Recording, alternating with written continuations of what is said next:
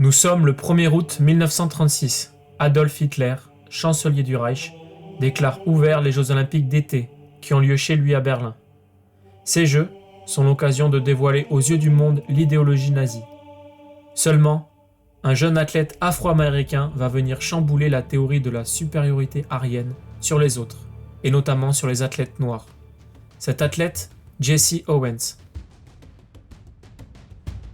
De son vrai nom, James Cleveland Owens, il est considéré comme l'un des plus grands champions de notre temps. Il restera à jamais comme le premier athlète à avoir glané 4 médailles d'or dans une seule et même Olympiade.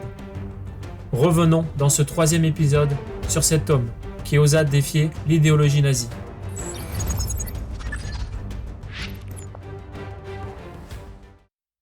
Nous sommes en 1935, soit une année avant son sacre éternel aux Jeux de Berlin. En l'espace de 45 minutes, le jeune étudiant de la faculté de l'Ohio va battre 6 records du monde. Un exploit unique dans l'histoire du sport qui va lui permettre de faire la première page de la presse américaine pour la première fois pour un Afro-Américain. Quand ils rentrent dans le stade olympique de Berlin, le public ignore qu'ils vont vivre une des plus belles pages de l'histoire. En l'espace de quelques jours, l'athlète américain va remporter 4 médailles d'or sur 100 mètres, 200 mètres, 4 x 100 mètres. Mais sa plus belle victoire se trouve lors de son sacre au concours de longueur. En effet, un duel entre 2 athlètes que tout oppose va avoir lieu entre Jesse Owens, fils d'esclave, et l'allemand Luz Long, blanc, blond aux yeux bleus et riche, fer de lance de l'idéologie aryenne prônée par Hitler. Issu d'une famille bourgeoise, Luz Long va devenir célèbre en Allemagne grâce à ses performances sportives, dans un pays où le nouveau régime utilise le sport comme un efficace outil de propagande.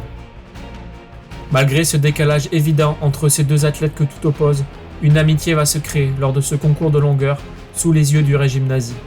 En difficulté sur ses premiers essais, l'histoire raconte que Long a conseillé Owens pour ajuster ses marques et pour remporter, avec un saut à plus de 8 mètres, la médaille d'or, dans un stade de 100 000 personnes, acquis à la cause du jeune athlète allemand. Suite à la victoire de Owens, les 2 hommes vont poser ensemble pour les photographes. On voit les 2 athlètes allongés par terre, souriant l'un à côté de l'autre. Une image banale? Bien plus que ça. Une image pour l'histoire.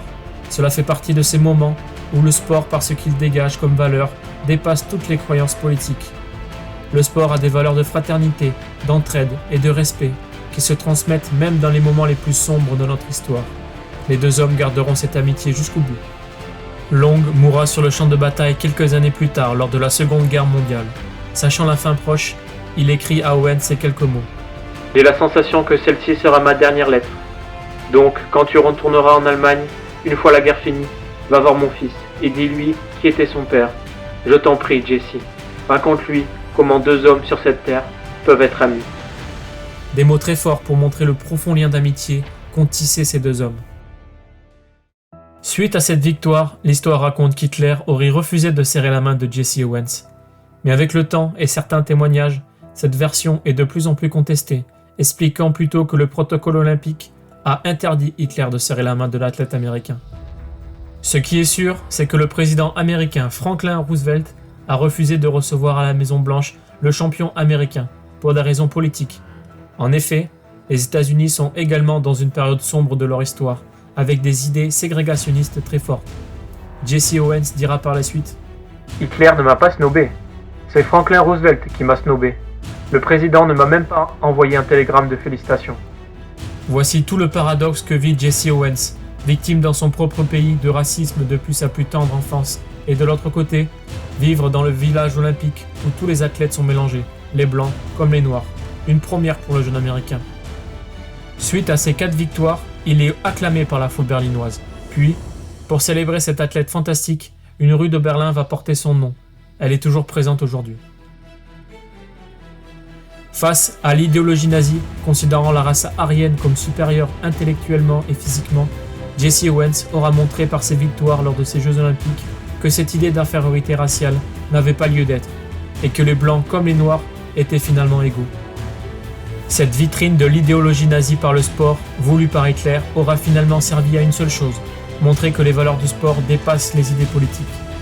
Jesse Owens restera à jamais comme cet athlète qui aura réussi, de manière plus ou moins volontaire, à placer l'idée d'humanité au-dessus de toute autre idéologie.